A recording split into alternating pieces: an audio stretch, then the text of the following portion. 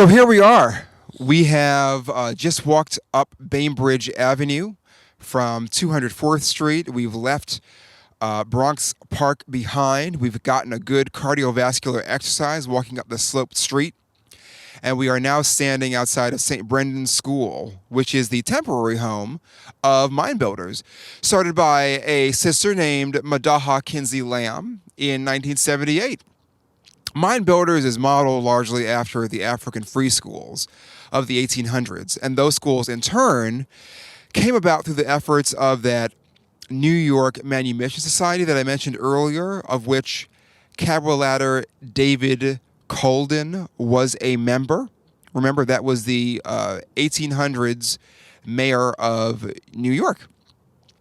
So the African free schools, which were based in Lower Manhattan, there were eventually 7 of them, was a school for both enslaved and free African Americans. And it was mostly attended by males. However, there were female students. And one of the things that African American males could do to earn a living was maritime trades. There were quite a few African Americans working all throughout the Hudson River, Westchester Creek, points along the Bronx River, etc., as free people.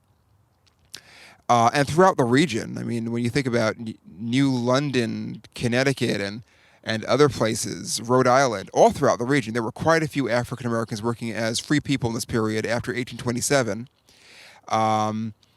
And one of the things that African American males could do was to be one of them, and did all kinds of things. And that's largely preserved for posterity through scrimshaw and other artifacts, which are in the permanent collections at Mystic Seaport in Connecticut.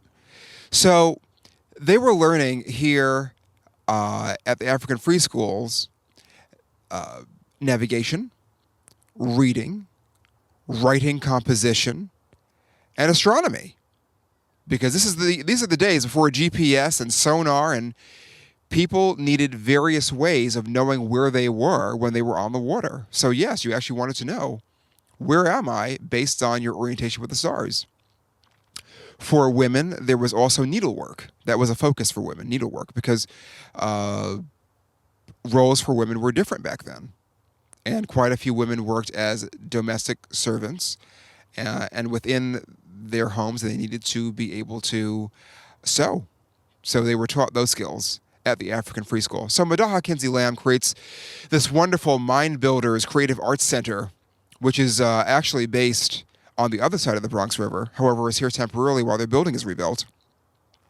And this program follows partly on the model of the African free schools of the 1800s, and has many incredible programs in performing arts, including the award-winning Youth Troupe, which was originally conceived as a program for at-risk youth, or certainly it was celebrated as a program which attracted quite a few quote-unquote at-risk youth, and got them re-engaged in their educations and in community life through performing arts. And quite a few of the alumni of that program have gone on to have careers on screen and on the stage. So it's quite an accomplishment.